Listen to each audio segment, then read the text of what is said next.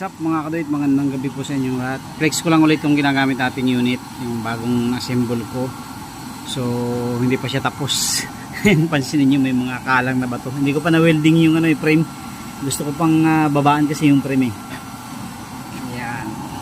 Ayan po siya pagka ginagamit natin. Ayan.